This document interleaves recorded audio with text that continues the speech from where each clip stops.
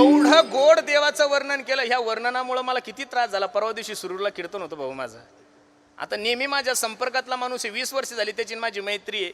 कीर्तन वर्ष श्राद्धाचं आहे, मी सगळ्याचं नाव घेतलं, नेमकं त्याचंच नाव विसरून राहिलो. त्यानं मला 7,000 रुपये पाकिट भरलं हो. बरं, दररोजचा नेम आहे ना, ते वजनावून कळतं मला पाकिट किती. आता दररोजची सवय ना.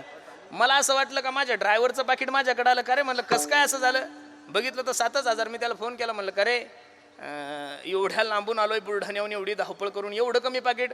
म्हणे तारीख मी दिली, माझं नाव घेतलं का. अरे म्हणलं मग त्याचे का 43 काटतो का येड्या. अरे एवढी थोडी कटिंग असते, 1-2 हजार ठीक आहे, डायरेक्ट एवढे काटणं लोकांचं लय अवघड झालेलं आहे महाराज. आम्ही तर कीर्तनकार झाल्यापासून आमचं नशीब एवढं खराब झालेलं आहे. अरे कीर्तनात तर गद्याल बाबूराव म्हणा, कोणाचंही वर्णन करावं लागतं महाराज, अवघड झालेलं आहे. आणि त्यातल्या त्या 2 कीर्तनात तर कीर्तनकार 100% खोटं बोलतात. पहिलं वर्ष श्राद्धाच्या कीर्तनाला ते दारू पिऊन मेलेलं असतं आणि आम्ही अभंग घेतो, याच्यासाठी केला. अरे ते दारू पिऊन मेलं ना, नालाय का. आणि वर्ष श्राद्धाचं कीर्तन संपलं, दुसरं वाढदिवसाच्या कीर्तनाला. वाढदिवसाच्या कीर्तनात त्यांना अख्खं गाव खाल्लेलं असताना आम्ही म्हणतो अकल्पायुष्य. खालचे लोक म्हणतात अरे त्यांना घरकुलाचे बी पैसे खाल्ले रे गरीबाचे, तू कशाला त्याचं आयुष्य वाढवतोय. कठीण ताळ आहे. म्हणून खरं सांगू का, स्तुती करायची माणसानं देवाची, आणि निंदा सुद्धा कोणा करायची, देवाची. हे सगळे देवता एकत्रित झाले, भगवान विष्णूंकडे गेले, भगवान विष्णूंची स्तुती सुरू केली.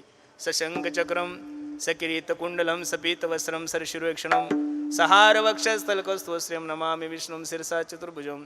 एवढं गोड वर्णन केलं महाराज. श्री अनंता मधुसूदना पद्मनाभा नारायणा जगव्यापका जनार्दना आनंद घना विनाशा. एवढं गोड वर्णन ऐकल्यानंतर जगाचा मालक महाराज गदगद झाला आणि जगाच्या मालकानं 2 हात वर केले, आशीर्वाद दिला.